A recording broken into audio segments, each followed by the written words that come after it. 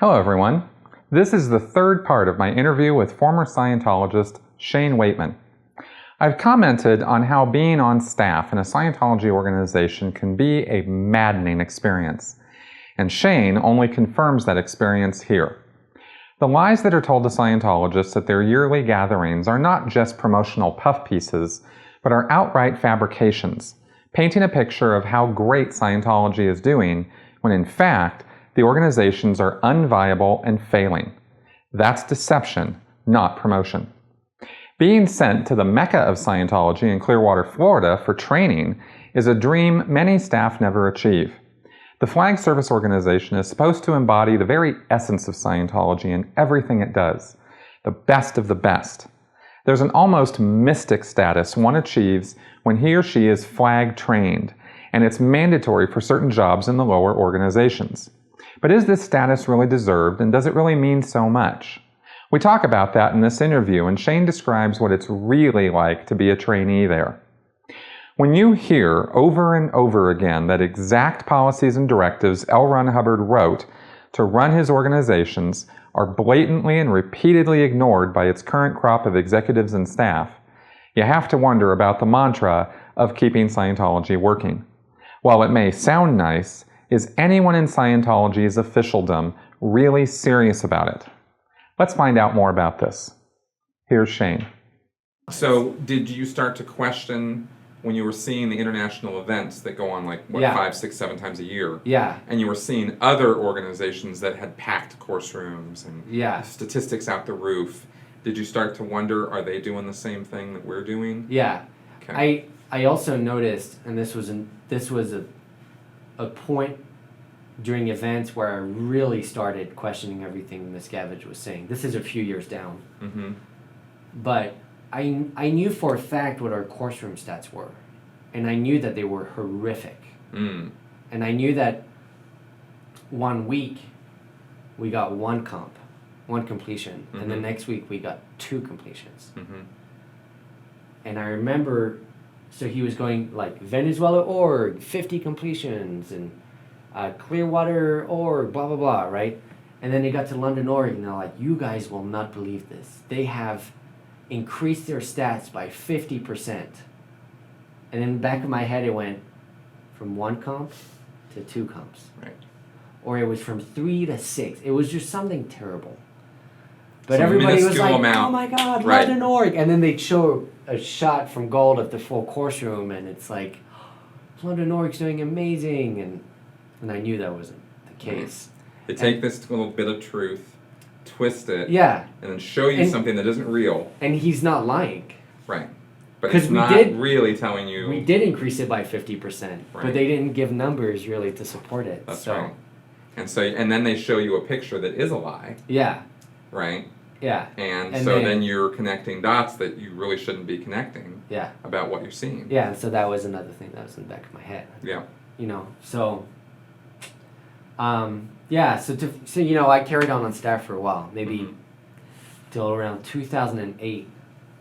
So it was a while that I was helping out with the course rooms and around, and there's Yeah, it was a couple of years. Yeah. And I finally, or maybe in 2008, that's when I finally got approved to go to Flag, I think. Okay. And I got approved to go to Flag, I got the okay from them, and I immediately flew out there. And But you had to get the money to do that. Yeah. From calling somebody and saying, I got to get the flag, you got to give me the friends, money. public, staff members, Sea Org members, anybody that I could, I just wanted to go out there. Right. Because I was happy. I was finally going to start training, And to make it even worse, I finally got there, but it takes a while to get a visa. Mm. A study visa or a work visa or a religious visa to come to the States. Mm-hmm. They're very hard about it because of the amount of people that want to come into the country and stuff. So it takes a while. So we applied for it knowing I wouldn't get it immediately, but I flew directly over to to Florida, Without the visa? What you can do is you're allowed to come into the country on vacation. Oh. And there's 2 things you're not allowed to do. It's called a waiver. It's a 3-month waiver. Okay. When you travel from one continent to the other, you get put on a waiver. Okay. And different continents vary. For example, a United States citizen, when they come over to UK, can get a 6-month waiver, where they can just hang out, have fun for 6 months. Oh, okay. Then they have to go back. Right. After 6 months. If they want to stay longer, they have to apply for the visa and all that stuff. Okay.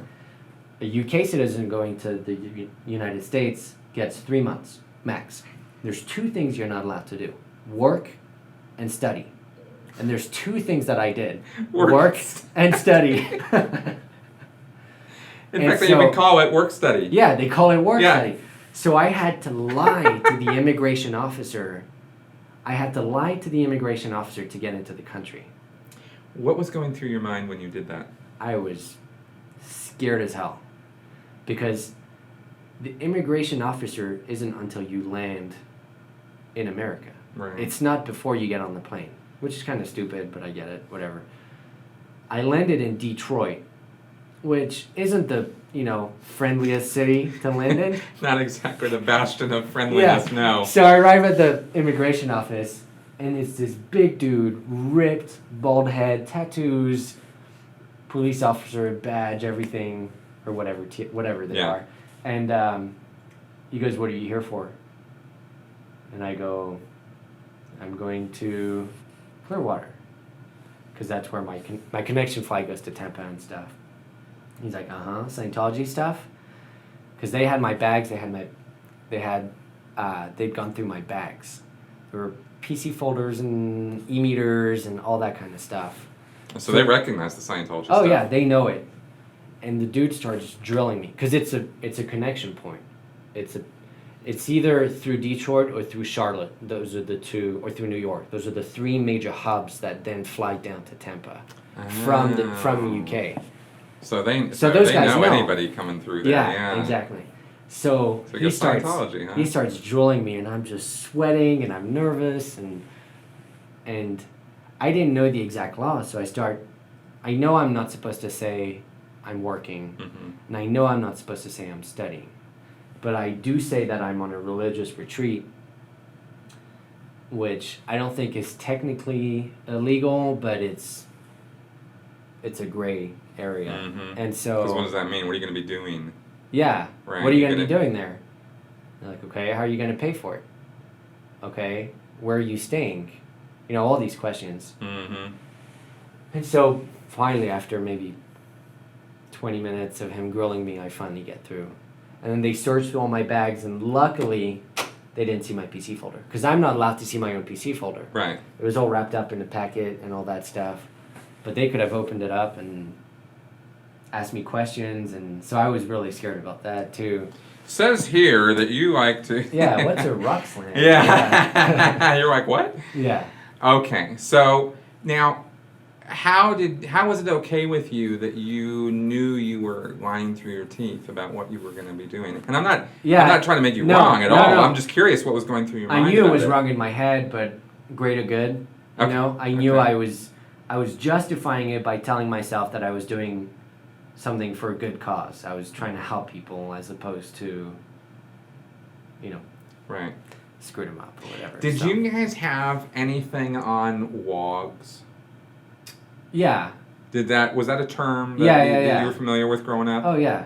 So did you consider that this WOG stuff was just, whatever? Yeah, but I knew that this WOG could send me back to England. No, for sure. But it did in Scientology, in the Scientology world, right, WOGs are definitely second-class citizens. Yeah. And they're definitely, not on par with Scientologists. Yeah. Did you have that attitude at this point? Yeah. Yeah, very much so, I think. Okay. I was I was a Scientology snob, Right. That's all I knew, so... Right. I didn't think that non-Scientologists were all, POSs. I didn't think that, but I definitely probably had some sort of arrogant attitude about being Scientologists. Right. I mean, being non-Scientologists. Okay, fair enough. But regardless of that dude still scared the shit out of me. Yeah. And Yeah. Plus, he could put you on the plane. He's grilling me, and they're scanning my fingerprints, and they're scanning my iris, and taking pictures of me, and there's dudes in the back checking my suitcase, and so I was worried. Damn. But I finally get through, finally land in Tampa. Of course, there's no taxi, so I have to pay for my own taxi. And eventually I get there, I start training, everything's good, and and I wasn't And you're training training to be an auditor now? or- supervisor, full-time Okay. supervisor. For Division 6. Yes. Okay, so now you're going to do that training that woman that you were initially replaced was supposed to do in the first place. Yeah, exactly. Okay, but you've been sent to But Clearwater to she do left it. staff, so she was no longer, there was no other option but me. Right. I was the next guy in line. Okay. Anyway, so I studied, I was at I Flag. just want to ask a question on that. Yeah. Why Clearwater? Why not just train in London? Why go through all this hassle to send you to Clearwater? Because Clearwater is the mecca of Scientology. Okay. You're not going to get any better training than going to Flag. Okay. So it's very, in England it's like a taboo, you know, it's so far away, it's so cool, Oh, really? it's amazing, you know, because you don't really get a chance to go there. Okay. So going to Flag is like a prestige, you know, it's amazing, Right. it's cool. And there certainly is. Well, it was there's for me certainly anyway, no, yeah. well, no question about it. Because of course, in Scientology, in the Scientology world, being flag trained, getting to say I'm flag trained is a total status. And exactly, I was very Yeah. status minded Yes. back then, and so you're right, saying that I was going to be Flag trained as Yeah. opposed to London Org trained or St. Hill trained Yeah. was just going to be that much cooler. That's you right. know? That was my go button to be on staff. Yeah, When they recruited me to be on staff, I was going to be a course supervisor. yeah, And there was a special mission, Sea Org mission in Los Angeles that was training people to be better than flag trained. yeah, That was the level I was going to be. They were trained directly by, this top executive in the Sea Org, the Senior CS International, which we won't need to get into, but this very, very high senior terminal person had trained that mission, Yeah. and that mission was now training staff members. yeah, So it was going to be better than flag training, Yeah. and they recruited me because I was like, ooh, better than flag training. yeah, So I signed me up. yeah, you know. exactly. So my training in Yeah, the what is technical it? individual program. Technical individual program was going to be a Class 5 pro supervisor. Oh wow! So you're going Which- to get your auditor training too. So I was going to get my auditor training, which was what I wanted, Right. and then I was going to become a pro supervisor. So as long as I had my auditor training, I could co-audit with somebody up the bridge and Yeah. go clear and keep going. Wow. And then I was going to become supervisor, which is what we needed and all that stuff. So, Oh, okay, good. So you arrive to Flag. okay, I arrive at Flag, and I get put on work study, which is what we talked about a little bit before. Right. Which is, it's pretty much, you miss the morning period of course time, and you have to work in exchange for your birthing. Okay. So Because you this stay- and this is because your org, London, is not paying for your birthing Correct. and your food while you're there. Correct. If they were paying, you wouldn't have to do this. Exactly. But they're too damn broke. They're too damn broke. Right. They can't even pay their own staff. They couldn't even afford to send you there. Yeah, exactly. Right. So I've got 3 months, okay, because that's the waiver that I'm on, Mhm. and I start work study, and the first work study that I get is it's kind of terrible. So I'm in one of the hotels. It's one of the new ones, so it's not that bad. But I'm a maid essentially, is what I am. I'm tucking beds. I'm ripping bed sheets out. It's pretty annoying. Did you expect to be doing that when you went there? No, Did you know work study was in the cards? I knew I was going to have to do work study. I Mhm. just didn't know to what extent, how much per day, what the options were, and I really didn't have much of an option of what to do for work study. I was like, we need somebody here. I ended up moving from that hotel to probably the second best work study that I did. Mm. And I would have to clean the top of the hotel, the rooftop. I'd have to clean the edges because birds would come and poop. And I didn't care too much about it because you could pretty much just wear gloves and just wipe it off. But you'd see the entire bridge and the sea, and you'd see dolphins swimming. Mhm. Oh, Clearwater Bay and all You'd that. get the sunrise. It was amazing. I mean, it was picture perfect Florida. Mm-hmm. and I'd do it with 2 or 3 other guys, and we'd just have fun. And we'd screw around, and we just had these little ammonia bottles and towels, and we'd clean everywhere. And it was really fun. Okay. So that was cool. How many hours a day were you doing work study? I think that was like 2 or 3 a day. Okay. So nothing bad, really. But Yeah, I mean, like 2 or 3 hours out of your day when you're there to to train. do that was awesome. To do the maid service was like... Right. More pubes in the bathtub, really, that's gross. Yeah, I'm not kidding. So I got over that real quick. And how many people, out of the trainees who were there, or at least the ones you were aware of, were doing work study versus how many weren't having to? There were definitely more that were not doing work study. Oh, okay. Yeah. Their orgs were paying for them. Either that or they were paying for it themselves, or their family members were paying for it, or something like that. All right. Somehow it was covered. Yeah, somehow it was covered. So, yeah, shockingly enough, more people were not doing work study. That is interesting to me. Yeah. But, and once you've done it, you try to get out of it. Because if you get in the kitchen, and this was another terrible one, there's these big pots, huge pots, and you grab these like 20-pound bags of meat and you just pour it in the pots and you stir these giant things, or you're cracking like 600 eggs, it was just terrible.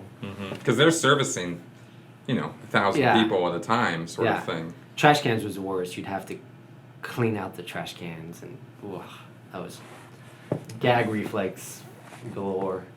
Done it all. Yeah. Yep. But I did get put in the kitchen at one of the 4-star hotels, and I learned how to cook there.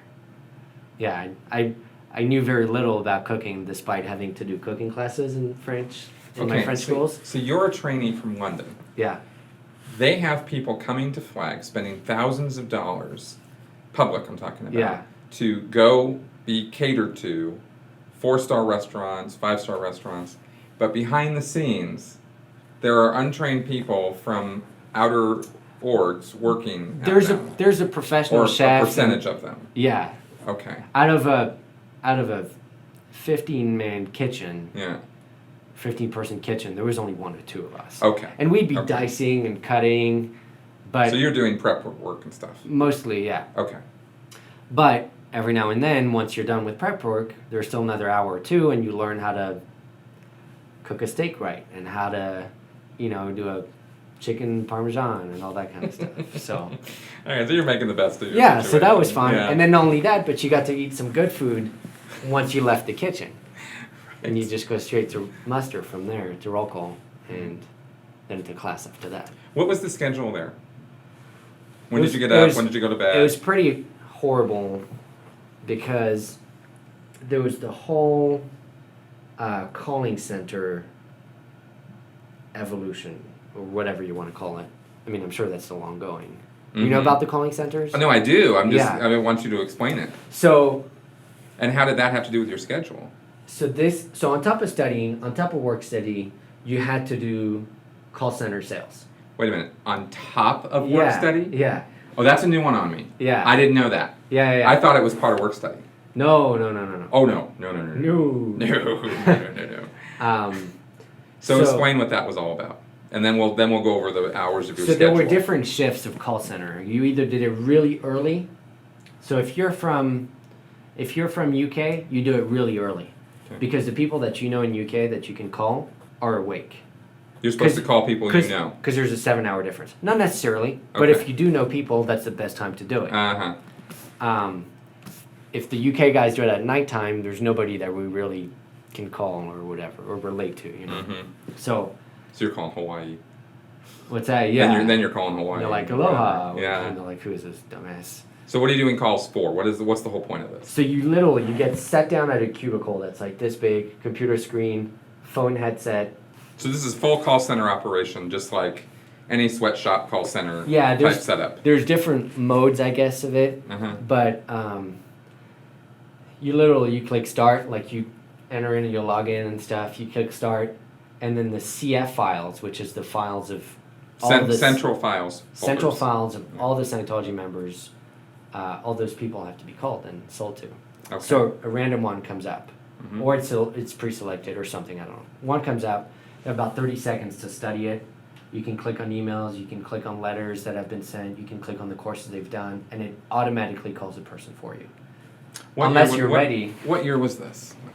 When you were doing this? 2008. Okay. This is still within my first 3 months at Flag. Yeah. Which is kind of like a total shock for me because because half your day is spent doing calls and working. Yeah. But you're supposed to get through this entire training in 3 months. Yeah. Well, no, not in 3 months. I was going to come back home. I'm still waiting for my visa at this time. Okay. So you got to get through as much as you can in 3 months. Yeah, exactly. All right. So carry on. Yeah. So So it calls a person, and then what do you do?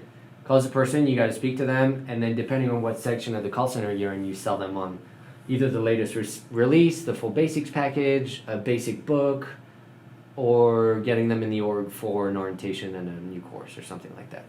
Okay. So you have to sell them, and you have to convince them, and you can save their file to call them again the next day or whenever. And any formal training for this? There is a little pack that you can do, but I'd never done sales and never done anything like that. So to me, it was like, hello, how are you? Calling you from Flag. So you're basically just thrown into the fire. Yeah, completely. With a little pack to read. Yeah, and there's a dude walking back behind you, making sure you're doing what you're supposed to do and all that stuff. Okay. So. Now, were you given quotas? Yes. Okay. Did you make your quotas? No. Okay. Was there punishments as a result of that? Eventually, yes. Okay.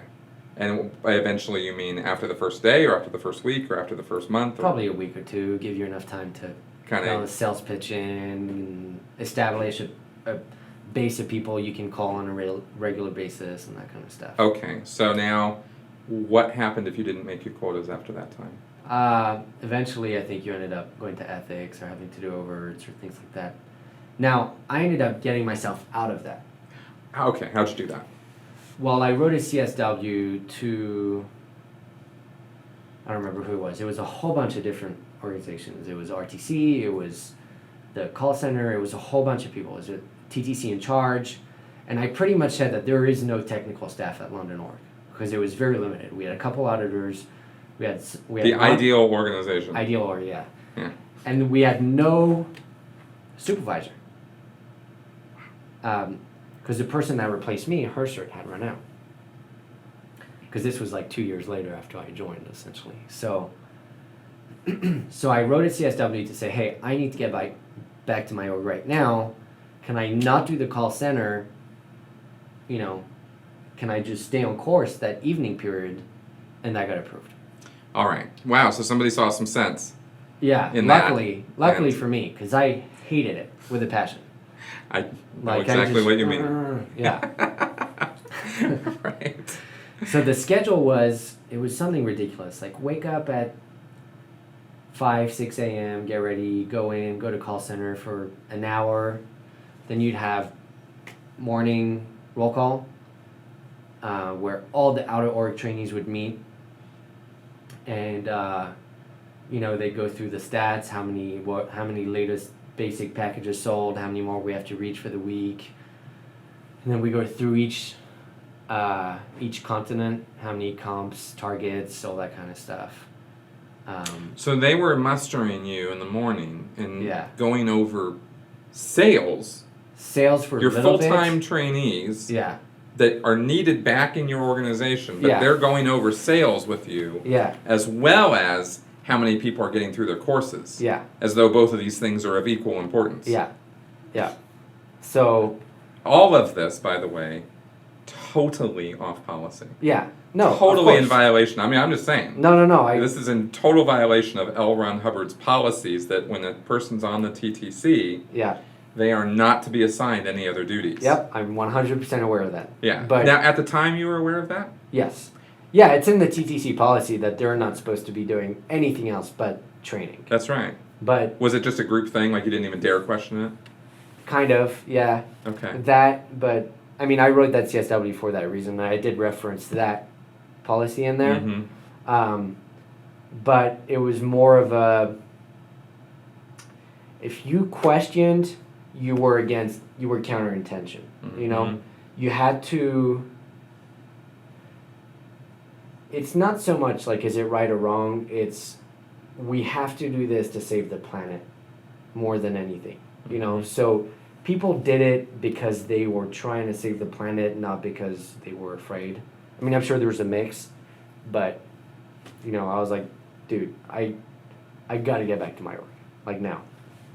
So anyway, It's an interesting point, though. Yeah. And it's an important one, again, to understand the mindset and to see how it actually operates. That here are these people who think that they have to sit in a call center for 2.5 hours a day. L. Ron Hubbard said, you are not supposed to be doing stuff like this. Yeah. But we don't care what L. Ron Hubbard said because we have to sell books in order to save the planet. well, here's how they got around it. Yeah. Is that you're supposed to be on staff full time. Okay, well, London Org is a 40-hour-a-week org, or London Day is. So you'd still get your 40 hours a week of studying. Of course, that's how You they just did put it. another 40 hours a week of sales and work study. Of course, that's how they did it. Yeah, so... Even though, again, per policy, Yeah, TTC is no, supposed to be. absolutely. I'm just pointing it out for them. Yeah, no, no, I just want them to know. We know this is totally off the rails. I just don't know that people really get how they don't care what their policies say. If COB, if David Miscavige says this is to get done, Then you have to do it. they discard anything L. Ron Hubbard said Yeah. and could care less what he said Yeah. because this is called command intention. Yeah, well, there's some policy somewhere, I forgot what the name is, but it's essentially saying, don't be a robot, understand the mission, and Yeah. and do what's needed to be done, Right. you know, which is the perfect policy that everybody refers back to Right. once anybody questions anything. Yeah. you There's know? duties of a staff member. Yeah, that might be it. Right. There's yeah. that one. There's how to do a staff job. Okay. Right. It's another Hubbard policy. Yeah. So you use one Hubbard policy to When it's throw out convenient. another Hubbard Yeah. policy. Yeah. Because heaven forbid these things should actually gel. Yeah. Yeah, no. No, They don't no, gel. of No. course not. This one clearly just, we'll just throw this one out. Yeah. That's how Scientology operates. Yeah. And that is why they really don't get anything done. Yeah. It's because of that idea. It's fascinating. Plus, of course, you have policies that really do contradict one another, but that's a whole nother discussion. Yeah. Anyway, carrying on. So, okay. So we'd wake up 5, 6, go in, do the sales. I think muster was probably around like 8:30, I want to say, something like that. And then you'd have, after muster, you'd have whatever time is left between that and 9 a.m. to eat your breakfast and go. And you either did course or you did work study at that point. Mm-hmm. So for me, I did work study until 12. Then I'd have to get one of the buses from around the whole base, back to the lunch place, eat, and then head over to course for 12:30 or something. We really didn't have many breaks. I mean, we had to Yeah, that's tight scheduling. we had to shove food down our mouths so fast that we'd barely chew the food. I mean, I still now to this day I catch myself just shoving food in, and I'm like, dude, breathe, take a chill pill. So Took me a year after I got out of the CR Yeah. to learn how to eat properly. yeah, and I still can't break that. But Yeah. anyway, yeah. So then I'd go on course, 12:30. There's a period there. There's a 20-minute break somewhere in the afternoon. Wow. And then there's another period there before lunch. Before dinner. Sorry. Mhm. Go down to dinner. We have a muster at dinner. Then after dinner, you go How long was dinner? probably another half an hour or something like Okay, that. so you had half hour to eat. Half an hour muster, half an hour to eat, something like that. Okay. And then after dinner, you'd go on course till 10. And then there were 2 shifts, okay? There was a shift that started early and a shift that ended late. Right. And if you did call center at night, after 10, you'd go do call center from 10 to midnight. Okay. Otherwise, you'd go to bed. Yeah, Get on a bus, go to your quarters, and and go to bed, and then same thing again. And you're up at 5 in the morning? Yeah. Wow. Yeah, nonstop. Killer. Nonstop. Every day, 7 days a week. 7 days a week. You get 1 day off every 2 weeks if you have higher stats than you had the week before. Did it ever occur to you at that time that when you were getting this while you're getting used to this, or while this was happening, that this is not exactly the picture that was painted for you when you were in London? To some degree, I never realized the level of exhaustion that you go through. You start building a tolerance to it, and it starts becoming clockwork. But I mean, I was like, okay, I'm waking up early, and this is the early shift, 5 or 6, you know. But yeah, I remember just, I'd be like, I'm getting tired. And then my 3-month waiver was... Like, were you starting to get the idea that maybe you didn't want to come back? I wanted to get the idea that I wanted to find money to pay for my work study so I could get through my tip faster and things like that. Good. So you're still taking it in the mindset of like, I really want to get this training. Yeah. And I just want to get these things to go away so I can just do that. Yeah. But even if you had work study paid for, you'd still have to do the call center part. Yes. Wow. Yeah. But I got that CSW approved, so I essentially had 1, 2, 3, I think like 4 periods of study and then 1 period of work study per day, something like that. So I wonder if they're still doing that. Probably, yeah. It would surprise me. I know that staff members, well, Sea Org members at Flag, would do their everyday like 9 to 10 posts, and then they'd have like a 10 to 4 a.m. post. Yeah, I'm not kidding. Or they'd either do sales, or they'd do something completely different, or they'd do admin, or they'd go do some physical labor work, and then they'd get no sleep, and then they'd be back the next day with cups of coffee and yeah. Really? Yeah, day in, day out, nonstop. Just driving these people like they're machines, slaves, literally. And at least those staff members, I think, were getting some money. You know, it's better than what I was making, and those guys were Sea Org, so.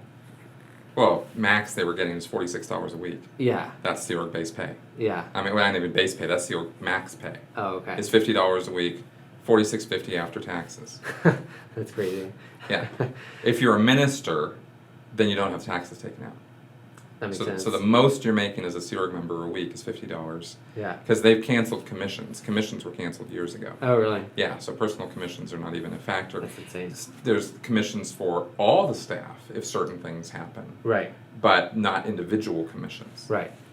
So, there were occasional times where they would call in all hands on deck, and at 10 a.m. everybody would have to go to this renovation site, and we would all work till 2 a.m. I mean, I remember that. Yeah, unless an outer work trainee. Yeah. Oh yeah. I don't even know why I'm surprised anymore. And then hundreds of us would pile into this one giant room. They'd call muster and make sure everybody was here. If one person was missing, they'd either have to be sick, on auditing lines, or an intern or something like that. Mm. And those were pretty much the only excuses. And if somebody was missing, they'd send out a crew of people to go find that kid and bring him back. And then that kid would usually get in some sort of ethics trouble or whatever. So that was fun. So I did that for 3 months. I started right away on... and there are trainees, by the way, who are at Flag for years. Oh, yeah. Doing this. Yeah, this is normal for years. I mean, it's... Like most people who go to Flag, they're not there for a couple months. Yeah, like if you're going to be a Class 6 senior CS, yes, you know, you got to do the whole... St. Hill Special Briefing course. Yeah. Which is full-time, a year course. Yeah. So these guys are there for years. Well, I knew one trainee from Hawaii org who was there for 8 years. Yeah, that's insane. I mean, nobody thought that was okay. Yeah. But 2 years, 3 years, 4 years, these are not unheard of times for people to be what happens too is, so you're doing your course, and then all of a sudden, an intern needs a PC. Mm-hmm. So then for 2 weeks you're getting auditing on your whatever. Mm-hmm. On this level, that level, FPRD, whatever opportunity comes. Mm-hmm. So you get sidetracked, or somebody needs a twin for this course. It's like, I haven't done it, I'll do this course, and so on, depending on how urgently your org needs. But for me, I did pro TRs, upper indocs. I did a student hat review because you hadn't done it at Flag, and everything has to be Flag. Exactly. Yeah. And then I did pro metering, and that was it. That was my 3 months. You got through quite a bit in 3 months. Yeah, to be honest, that's pretty good. I was a pretty fast student. Yeah. And then I got off that CSW to get off the call center. So I had a lot of hours in, and I got through a good amount. I passed my pro TRs the day I flew back to England. Pro TRs or pro metering? Sorry, pro metering. Okay, so you finished the e-meter training basically. That's what that course is. Yeah. And then right after that, I came back to England. I was literally there for under a week before I flew back out again on another waiver, which is very dicey, because instantly if the immigration guys start looking at the stamp dates and all that stuff, they can go, hell no, get a visa, come back when you have it. Luckily, I talked my way through again. Did you have the Incredible Hulk again to get through? I did not. I flew through... I did fly through Detroit again, but it was... Different guy. I was like, oh my God. But I knew what to say this time. I was just like, no, man. It was like right around spring break or something like that. And so I was like, yeah, it was good. So, got to flag again. Same deal. I had to do another CSW. I still had to do call center. There was literally no change for another 3 months.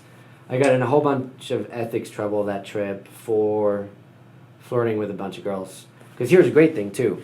You're not allowed to flirt, kiss, hug, have sex with any girl, whether they're outer org trainee, whether they're the same org, whether they are public, all that kind of stuff. You cannot do anything. And the second there's even a vibe of you having a crush on a girl, you get sent to ethics.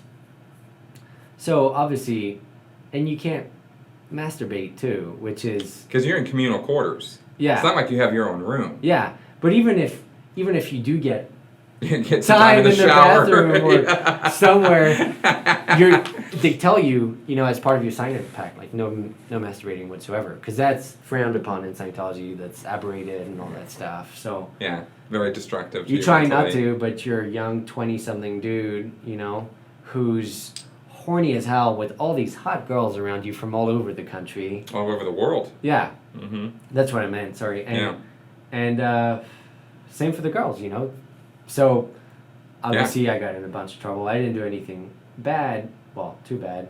Well, for Scientology, I didn't, All right. But yeah, whatever. So then I got... So you were running around being a player and a flag, and they were like... Yeah, like, I put my arm around a chick, and that was it. I was here's 5 KRs. Here's 5 knowledge reports. And because in Scientology, actually, again, we need to note this, they have written reports that go to these ethics officers. So if somebody sees you doing something, they will report on you. Yeah. Because if they don't, and it comes out that they knew about your wrongdoings, they get in trouble too. Yeah. So it's totally Hitlerian 1984 total thing. And they call these things knowledge reports because you have knowledge of something. And so that knowledge report, or KR, goes to ethics, and then the ethics officer gets it and goes, oh, Shane's been putting his arm around girls, huh? Exactly. And then they pull you in. And so you mentioned 5, but I'd flag when you're in the outer attorney 1, and that's it. Yeah. You're out of the classroom, they put you in ethics, and you got to stay there until you've made amends. Until you've done those conditions. Done the conditions that we mentioned earlier. But for me, I had a few girls that had crushes on me, that it had come up in their auditing, and so I had to get a 2D sec check. So I got... You had to get the sec check. Yeah. Because they had crushes on you. Yeah. Yeah, to get this. If you want to know how Scientology works, this is how it works. Yeah. This is 100% par for the course. Yeah. They are doing something, so you must have been doing something to pull it in. Yeah, exactly. Yeah. What were you doing? Now I had crushes on those girls too, obviously. Of course. But I'm just saying that that's how they'll get in trouble, but then you get in trouble too. Yeah, exactly. Because they're confessing that they're crushing on you. Yeah.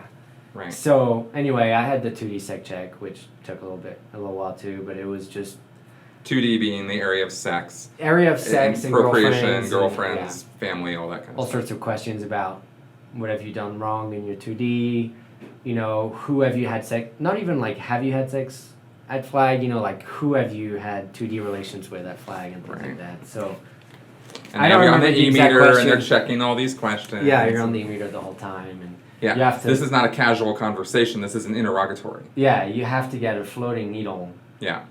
On every single one of those questions, and there were, I don't remember how many questions. I think around 20. Wow. So that's frustrating. So they were basically bitch slapping you back into place to not be flirty and not even look at Yeah, girls yeah. sideways. Or trying to, but Yeah. English guy around American girls around an English guy, Right. around Australian girls, around French girls. It's like, what do you expect?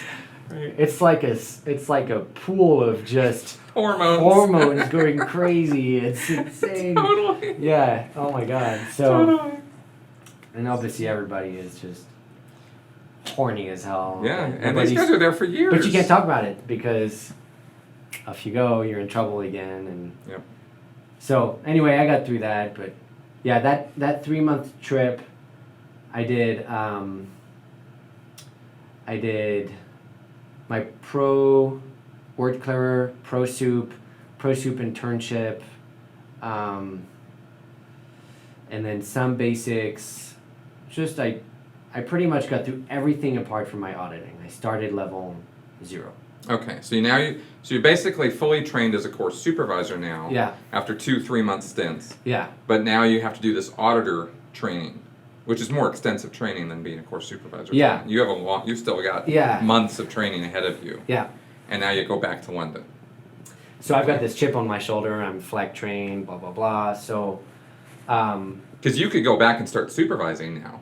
Yes, I can. You don't have to be an auditor to be a supervisor. I can, and that was kind of a trap for me because I was still waiting for my visa. Mm-hmm. Wow. After 7 months.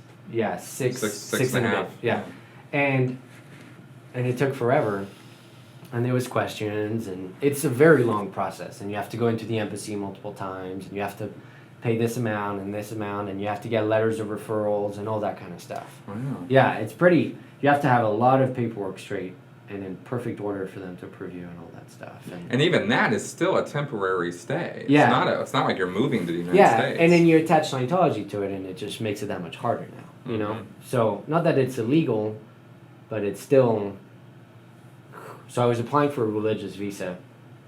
Well, I mean, I don't have a problem with that, of course, personally, with what I know about Scientology now. Yeah. I know at the time we all thought, fucking religious persecution. Yeah. But now I'm like looking at it going, they have every reason in the world to be suspicious To if the not word let- Scientology is on it. Of course. But anyway, I digress. Yeah, so in these 6 months, so it took another 6-7 months or something like that to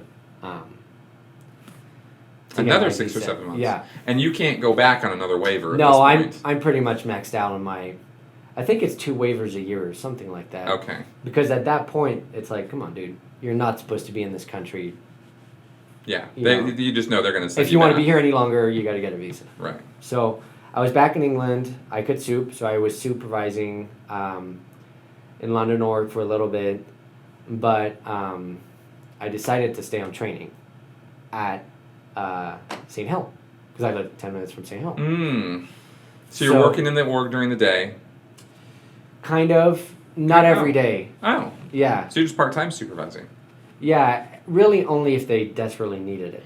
But they still didn't have Not a full-time. not a full-time basic supervisor. No. So didn't they need you all the time? They had another one of those 1-year certificate kind Oh, of they did. things. Yeah. So they did have somebody. Yeah, they were just hot swapping those guys, trying to get them in there. Right. Yeah. Of course they were. Yeah, which is ridiculous. The guy that was going to be our pro Div 6 supervisor was at Flag. Okay, And he had his visa.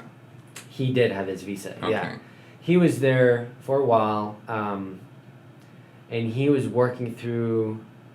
We did our pro stuff together, pro soup, pro everything together, and he was going through his levels while I was back home. Okay, so he was going to do the same thing you had. Yeah. Auditor training as well. Yeah.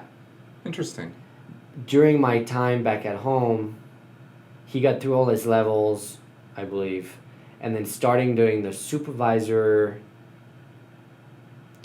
apprenticeship, Right.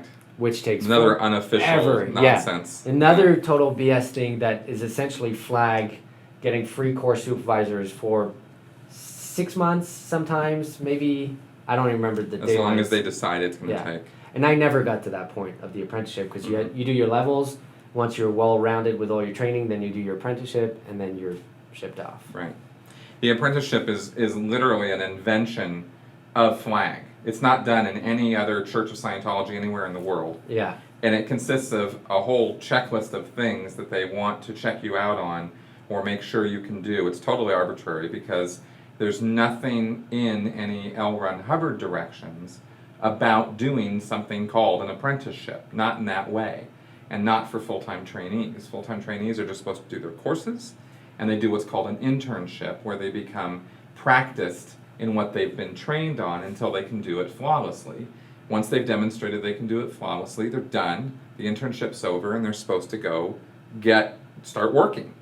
But Flag has added this apprenticeship, and they did this years ago, and it's just like he says, free labor. Yeah, it gets more and more intense every time, and the idea is to make sure you're in tip-top shape for your org, and you don't just learn how to be a supervisor, you learn how to run a course room, is what they say. You learn how to get new students, you learn how to sign up new students, you learn how to supervise students. I mean, you should know how to do that already, but they cram you, meaning they correct you on anything that you're doing wrong, and make sure you're perfect before you go home. Right. So it's sort of justified as an on-the-job training program. Yeah. Apprenticeship. But it's actually, per the policy, something you're supposed to do back in your organization. Yeah. The internship only takes a couple of weeks, you know. Which it's supposed to take. Yeah. Yeah. And then after that, you're a pro soup officially. But anyway, so for those 3 months, I became a fully certified supervisor. I got back home. I would only come up to London Org for staff meetings on Thursday nights. And then if they needed a supervisor for a day here or whatever there. But really, they were pretty set, so I pretty much trained over at St. Hill? Yeah, I trained over at St. Hill. And I refused to do my levels at St. Hill because I wanted to do them at Flag. I was such a status asshole. Flag trained, man. Yeah. So what were you doing at St. Hill? So I did all my basics. I did all the basics, lectures, and then I did some extra staff training courses to be like a staff level, whatever it is. You know what I'm talking about? You do your staff division status? volume. Yeah, staff status. You did the actual volumes. Yeah. Okay. Yeah. So you did vol 0 and then like vol 4 or vol 6 or something. Well, yeah, I was going to be in 6. So I did 6 first, and then I went on to 5. And then right when I was on 5, that was like 6 months down the line. Got it. But you'd also done, by the basics we mean having read all of L. Ron Hubbard's books. Basic books. And the lectures that go with those books. All accompanying lectures. Right, which is a couple hundred lectures. Yeah, and doing all that, that's a big... It's a big chunk of stuff. It's hundreds of hours of lectures. It's thousands and thousands of pages. It's a big chunk. Yep. And it was cool because, in a weird way, I finally understood what Scientology was.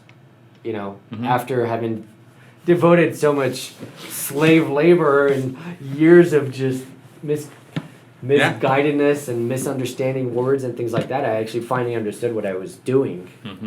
And I was like, wow, this is cool. But to backtrack a little bit, when I got back from Flag that second time, it was about late May. I went to a barbecue in early June, and that's where I first met Chrissy. Okay. Which is now my wife. Yeah. And so the trouble begins. Yes. Little did I know, whichever one it was. And so it begins. Yeah. And she was here. She was pretty much in the process of leaving Scientology. And when you first met her in London?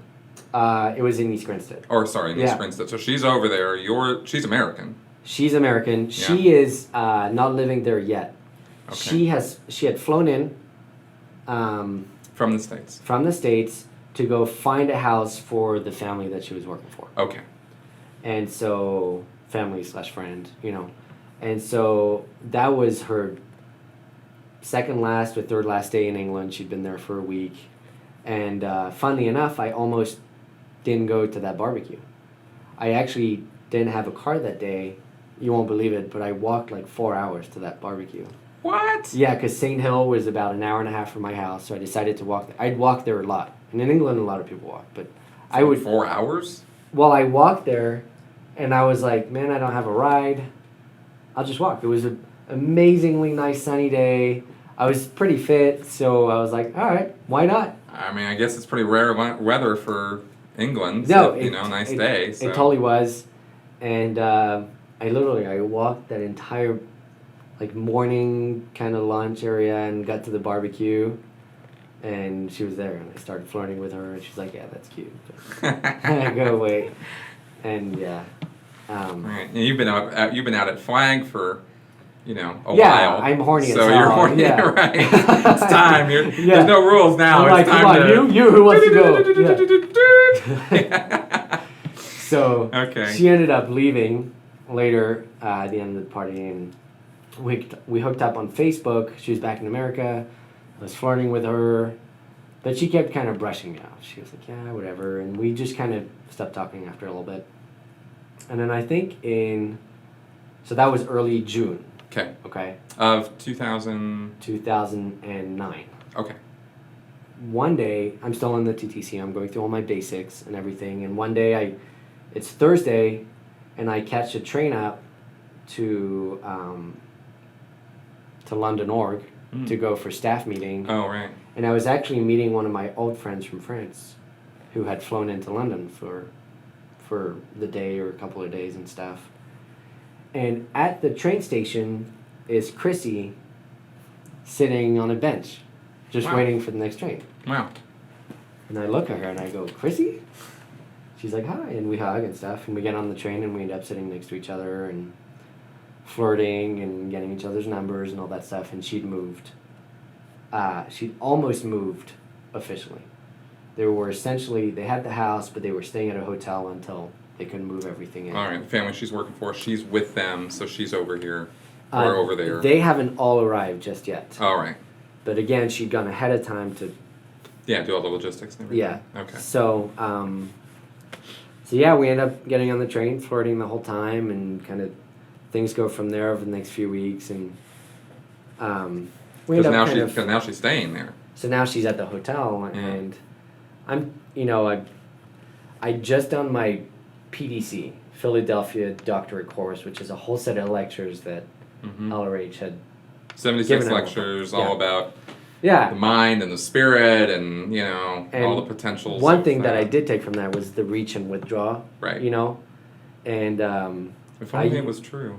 Yeah, well, I try to use that on Chrissy, and I try to pull away from her, and I was like, oh, I'm seeing this girl tonight, which would make her ask more questions and all that stuff. And eventually we ended up spending a whole day in London together, and we started dating right after that. So one thing led to another. Yeah, exactly. So that was crazy, but I was still a TTCer at Flag. She had... you're in London. I mean, you're TTC. Sorry, you're bound to go to That's Flag. what I meant, yeah. I was a TTCer at St. Hill. Right. For London Org, waiting to go to Flag. Now, you mentioned, and I'll just ask about this real fast, you mentioned that she was leaving Scientology in her mind. How did this start manifesting? So that's where things really started. All these questions that stored in the back of my head, that's where in the next 3-4 months is when things started really coming out. But, so she was on OT7 when she was at Flag, and had pretty much... So she's way up at the top of the bridge. Yeah, I'm nowhere. I'm not even level 0. Right. Like I've done my objectives. That's pretty much... You're bottom of the bridge. Yeah, and she's literally one step below the highest level you can get. Yeah. Okay. And she had just routed off because she had to take this job. That was kind of my understanding of it. She kind of gave me the answers to start with. Okay. But told me that she was routing off. Meaning that she wasn't actively working on the OT7 level. Yeah. Because people who are actively on it, literally every single day, they are taking themselves into session and handling those body thetans, those pesky body thetans. So that's what she was doing, but then she had put a pause on that, and then she's in a place where she's doubting what's going on, and then she meets you. I guess my way of justifying me dating somebody that wasn't on the lines was that she was getting herself settled in England and was eventually going to route back on. Right, because in the Scientology world it would be a little bit of a red flag that somebody was on the level but now they're paused on it. Like, what do you mean? Why? And all my friends are like, what do you... this is weird and all that stuff. I was like, no, she'll go back on it. And Just blah, blah, blah. based on that one thing, they were ding, ding, ding, ding, ding, ding. Yeah. Not anything that having to do with her personality No, or no, her looks or the fact she's American and none of that. No. What do you mean she's not on the level? Yeah, right? Right. Which is all that really matters is... Right. Again, this is a really good point about the Scientology world is everybody's your friend in Scientology as long as you're doing Scientology. Yeah, and if you're not, then that is where that comes in, and it's... That's right. Ding, ding, ding, what's wrong? So... Exactly. So we started dating. It was all kind of crazy because I was a TTCer. It was kind of going to be a fling for both Chrissy and I. You know, we both knew I was going to go back to Flag, and it was just... oh, you were just waiting on that visa. Yeah, I'm still waiting on the visa. You're just waiting on the visa. Yeah. Because any day that visa's going to come down. Yeah. And both Chrissy and I are knowing what's coming, but dreading it / knowing what's coming, you know, and... Okay, so you guys are really digging on each other, but... Yeah. Okay. And haven't thrown out the L-bomb just yet, but okay. Getting close. Spending time together. Yeah, I was pretty much living with her. Oh, really? Yeah. Okay, so you weren't living at home anymore. Half and half. You know, your parents knew her. Were they cool with this? Yeah, they were cool with it. They knew it was just a temporary thing. They knew I was just a young guy trying to have a fling before I don't have sex for another, 20 years. Right. Well, here's the thing, too. My tip had changed. We needed a senior CS. Oh, boy. So I decided to become a Class 8 senior CS, or a Class 6 senior CS. Okay, which is normal for the regular orgs, the Class 5 orgs, to get a Class 6, meaning you're going to have to go and do the St. Hill Special Briefing course, which is a year-long course, full-time. Yeah. Right, so you're going to be at Flag for definitely longer than a year. Yeah. Probably 2 years. So I was with all the stuff you're going to have to do. Yeah, I was going to do all my levels. Then I was going to have to audit all the levels. Yep. Then I was going to have to do all the CS levels. Mm-hmm. Then I was going to have to intern all those. Then do an apprenticeship on those. Then just more and more stuff. Right. But so this is minimum 2 years. For me, that's everything I ever wanted from Scientology. Is all the training to help and all that stuff. That's and right. Being all status happy, wanting to be the best technical person at the org was kind of like, oh, this is awesome, and I changed my tip to being that. Right. There wasn't much of a sales job to get you to do it. Yeah, exactly. Yeah.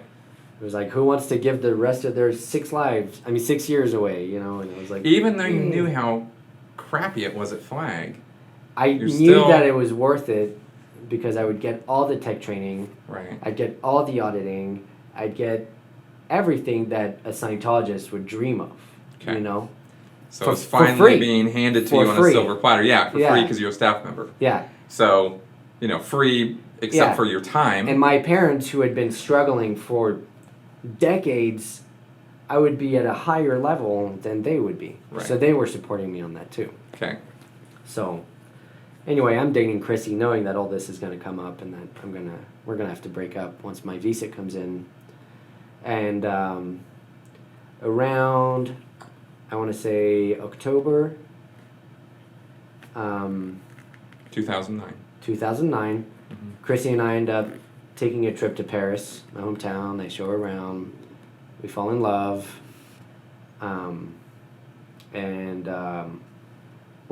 While I'm in Paris, my visa gets approved.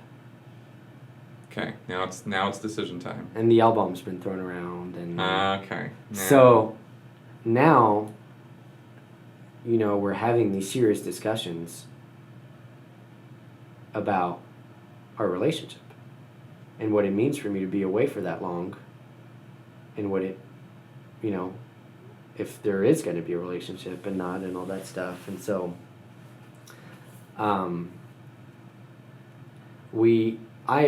I end up deciding to change my tip back to Pro Soup, because that's the shortest thing I can do, so that I can be with Chrissy. But meaning you're going to go back to Flag to do that lower auditor training, the Class 5 training. Class 5 training and then for auditor, and then do my Soup apprenticeship, and then come back. Okay, which means you'd be at Flag 6 months, 8 months. And I'm a fast study, so under a year, essentially. which is like, all right, we can kind of make that work. But, and then in November, my visa got approved and I got shot out to flag.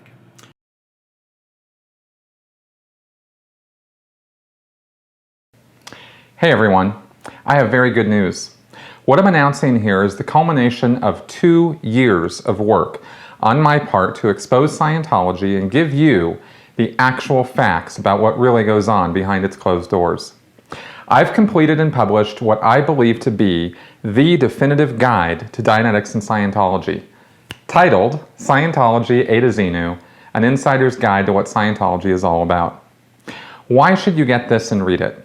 Well, if you want to understand how people are lured into destructive cults like this and why they stay, this book gives you those answers. If you want to know what Scientologists really believe and why they're willing to cash in their children's college funds, take out second and third mortgages, and even forsake family and friends, this book gives you those answers. If you want to understand why Scientology has amassed so much money and power, and why it seems that the police and the courts are powerless to stop them, those answers are in here as well. Was L. Ron Hubbard serious about Dianetics and Scientology, or was it all just some big con job from the very start? What did he really believe? Why did he start Scientology, and despite all his wealth and power, why did he die alone and afraid? Finally, everyone has heard that Scientology believes in space aliens and some guy named Xenu, and we've all seen South Park. But is that the whole story? Not even close. There's a lot more to know about why Scientologists think they're saving the world, and I break it all down piece by piece. I believe you will not find a simpler and more complete explanation of Scientology's confidential scriptures anywhere else. My own personal story is in here and in more detail than I've ever discussed before. How I grew up in Scientology, why I started working for them, and eventually joined the Sea Organization, and what happened exactly that made me come to my senses and get out. All of that is just chapter 1. For anyone who seriously wants to understand Scientology, you cannot do it without this book. It comes with a complete glossary of terms and an organizing chart so you can see the Scientology hierarchy and how it all works. It comes in paperback and as an ebook. I'm currently recording it as an audiobook as well. Buy it at the CreateSpace e-store or on Amazon today. I've put links to both in the description below.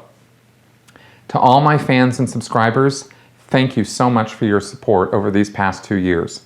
You have made this possible. Believe me when I tell you, this is just the beginning. Stay tuned because a lot more is coming in this new year. Thank you for watching.